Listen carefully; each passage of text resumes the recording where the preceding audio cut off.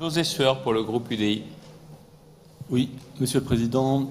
Si vous le permettez, Monsieur le Président, nous prendrons certainement nos 2 minutes, si vous le permettez, bien sûr, les 2 minutes d'explication de vote possibles. Monsieur le Président, Mesdames et Messieurs les conseillers régionaux, chers collègues, comme vous le savez, il n'est jamais aisé d'exposer la trajectoire budgétaire et financière d'une collectivité en quelques minutes. C'est pourtant à cet exercice que s'attelle Jean-Pierre Bataille depuis maintenant 3 ans, avec, il faut le dire, un regard acéré et une précision certaine. Aussi, avec mon collègue Jean-Paul Fontaine et au nom du groupe UDI-UC, nous souscrivons pleinement à ce qui a été annoncé par notre collègue. Je commencerai mon propos en vous rappelant la situation désormais connue de tous dont nous avons hérité à notre arrivée. 2015, année de la fusion des régions, création des Hauts-de-France, avec une ardoise de 5 milliards d'euros laissée par nos prédécesseurs. Cette irresponsabilité budgétaire ou inconscience politique nous menait tout droit dans le mur de la tutelle administrative et de l'asservissement à la dette. Afin de redresser le cap et mettre en œuvre notre programme régional, nous nous sommes fixés 3 objectifs. D'abord, garantir un niveau d'épargne brute supérieur à 250 millions d'euros par an pour financer nos investissements. Résultat atteint. L'épargne brute devrait atteindre 321 millions d'euros dans ce BP 2019 contre 306 millions inscrits au BP 2018. Cela nous encourage à poursuivre nos efforts pour que notre taux d'épargne nette annoncé à 5,2% atteigne des seuils de soutenabilité aux alentours de 6 à 8%. Ce taux est essentiel pour assurer la viabilité de notre situation. Deuxièmement, maintenir notre capacité de désendettement en dessous de 9 années. L'objectif est tenu, cette capacité de désendettement est aujourd'hui de 8,2 années contre 9,5 en 2016. Et au 31 décembre 2018, la capacité dynamique de désendettement devrait s'établir à environ 8 ans. Enfin, maintenir l'évolution de notre endettement en contenant l'augmentation de l'encours de la dette à moins de 1 milliard d'euros sur le mandat. Cette maîtrise est désormais réalisée. Pour la première fois de son histoire récente, la région Hauts-de-France se désendette. Au 31 décembre 2018, notre endettement devrait diminuer de 3,75% à 2,95 milliards d'euros, qu'il faut comparer aux 3,055 milliards d'euros au 31 décembre 2017, soit, si on fait les comptes, 100 millions d'euros de dettes en moins en un an. Permettez-moi de saluer au passage le travail remarquable réalisé par les services concernant la gestion active de la dette. Jean-Pierre Bataille l'a fait tout à l'heure, mais je tenais à le redire aujourd'hui. Les différents réaménagements des emprunts et le refinancement de la dette nous ont permis en 2018 d'économiser plus d'1 million d'euros en remboursement annuel de capital, soit 38 millions d'euros à l'échelle de l'emprunt.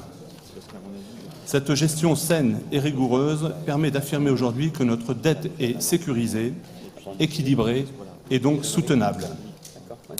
Maîtrise des coûts et vigilance restent nos maîtres mots. Nous avons ainsi réussi ce que nos prédécesseurs n'avaient osé envisager, relancer l'activité en contrôlant nos charges. Les promesses de la loi Notré, à l'origine des grandes régions, censées permettre la réalisation d'économies d'échelle, ne sont pas au rendez-vous, nous le savons. Mais sous l'impulsion de notre vice-présidente Brigitte Fourré, nous stabilisons le budget des ressources humaines autour de 382 millions d'euros annuels, cela même alors qu'en raison du glissement vieillesse-technicité, le fameux GVT, ces dépenses sont amenées à croître naturellement. Il faut rappeler que dans le même temps, nous proposons des prestations élevées en matière d'action sociale, titres restaurant, remboursement de trajet domicile-travail, participation employeur en santé et prévoyance, prestations familiales, crèches régionales. Nous menons une politique de proximité avec En route pour l'emploi ou encore l'aide à la garde d'enfants. Politique qui est remarquée et même citée en exemple au niveau national, comme le démontre l'annonce récente de la défiscalisation de l'aide au transport. Nous savons tous, toutes ces actions ont un coût certain, mais un coût que nous pouvons assumer grâce à une gestion rigoureuse, et cela alors même que nous faisons face à un contexte de recettes restreintes et de contraintes croissantes. Alors qu'il n'aura été abondé qu'en 2017, le fonds d'aide exceptionnelle pour le développement économique a été supprimé, entraînant une perte de recettes pour les Hauts-de-France de presque 25 millions d'euros par an. La réforme de l'apprentissage impactera aussi significativement dès 2020 notre action. En effet, l'année 2019 sera la dernière du système de financement tel que nous la connaissons. la prime régionale de 3 000 € versée aux employeurs, montant unique et exemplaire en France, sera remplacée par une aide unique de l'État. Cependant, nous continuerons à soutenir le développement de l'apprentissage dans les compétences qui sont les nôtres au titre des aides aux apprentis. À ce titre, en 2018, nous y avons consacré une enveloppe de 14 millions d'euros, dont 10,5 millions correspondent aux aides au transport, à l'hébergement et à la restauration. Il en est de même avec l'accompagnement des apprentis en cas de rupture de contrat pendant la période d'essai. 256 apprentis ont été repris par la région de janvier 2017 à juin 2018 pour une prise en charge de 355 700 €. Nous vous faisons confiance, Monsieur le Président, pour que ces actions régionales n'imposent pas de charges trop conséquentes sur le budget régional et pour vous battre pour percevoir le maximum de recettes associées à ces dépenses. Le pacte État-région, signé le 28 juin 2018, nous lie par une contractualisation financière avec l'État. La région Hauts-de-France s'est donc vue appliquer un taux de croissance annuelle maximale des dépenses de fonctionnement de 1,10%. Au vu de notre trajectoire financière et des efforts déjà réalisés, nous tenons nos engagements. Malgré ce contexte difficile, et alors même que la population exprime son ras-le-bol fiscal, nous n'accablons pas davantage le budget des habitants des Hauts-de-France.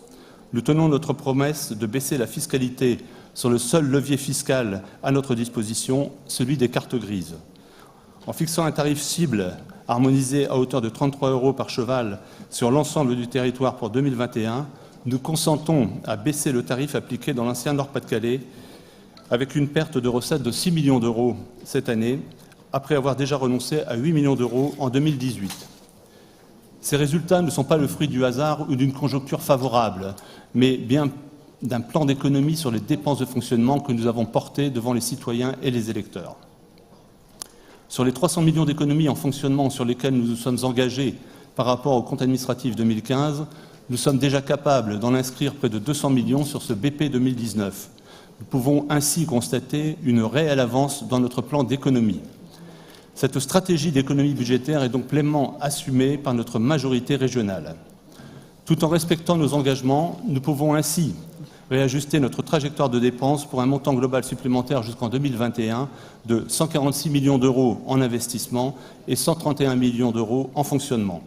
En 2019, nous pourrons investir jusqu'à 739 millions d'euros contre 690 millions dans la prospective initiale.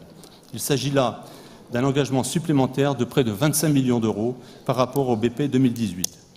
Monsieur le Président, le groupe UDI-UC sera à vos côtés pour poursuivre dans cette dynamique. Je laisse maintenant la parole à notre collègue Jean-Paul Fontaine. Merci.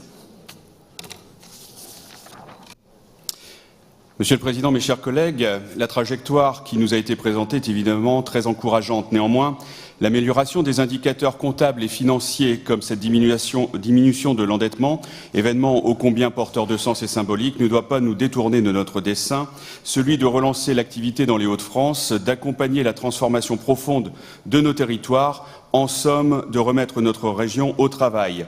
Le redressement régional ne pourra se faire au détriment de notre ambitieux programme d'investissement fer de lance de l'action régionale. Les investissements d'aujourd'hui font les emplois de demain, c'est là notre conviction et notre vision centriste. Oui, nous avons dû redéployer nos investissements dans les secteurs prioritaires. Oui, nous pouvons avoir plus d'impact réel avec des investissements en baisse. Oui, la situation financière et budgétaire de la région s'est améliorée.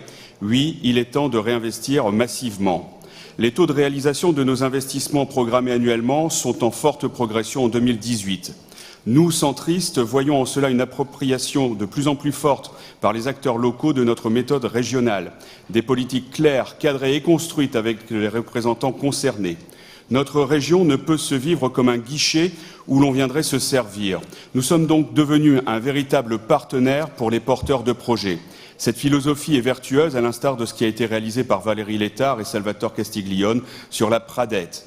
Les projets remontent désormais des territoires jusqu'au Conseil régional. C'est pourquoi nous ne devons pas amputer nos dépenses en ingénierie territoriale pour continuer à accompagner les porteurs de projets. En 2019, nous consacrerons ainsi 64 millions d'euros d'investissement en faveur de l'aménagement du territoire. Nous nous réjouissons également que les objectifs fixés sur le mandat en matière de politique culturelle aient été atteints. Nos efforts seront renforcés en 2019 au titre de la politique transport pour laquelle sera consenti près de 181 millions d'euros en investissement. Les commandes ont été officialisées cette semaine auprès de Bombardier à Crespin dans le cadre de la reprise de l'exploitation des trains d'équilibre du territoire par le Conseil régional. Nous avons su négocier dans des conditions avantageuses l'acquisition des nouvelles rames des lignes Paris-Amiens-Boulogne et Paris-Saint-Quentin-Maubeuge-Cambrai. Nous nous félicitons de cet engagement qui participera au désenclavement de ces territoires et favorisera la mobilité de tous. 2019 devrait également conclure le cycle des négociations et prendre l'exécution de la nouvelle convention TER. Monsieur le vice-président d'Ersin, le groupe UDI-UC est pleinement conscient de la nécessité d'aller chercher des économies en fonctionnement sur cette convention. Nous savons qu'elle doit permettre aux usagers de bénéficier d'un service à la hauteur de leurs besoins et capable d'honorer le AAA à l'heure assis averti.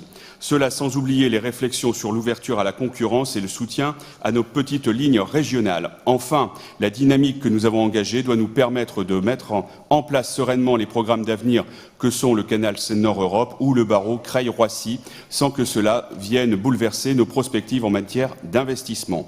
Nous voterons ce ROB tout en gardant à l'esprit la nécessité de prioriser les compétences socles et exclusives de notre collectivité, transport, lycée, formation professionnelle, développement économique et aménagement du territoire. Je vous remercie.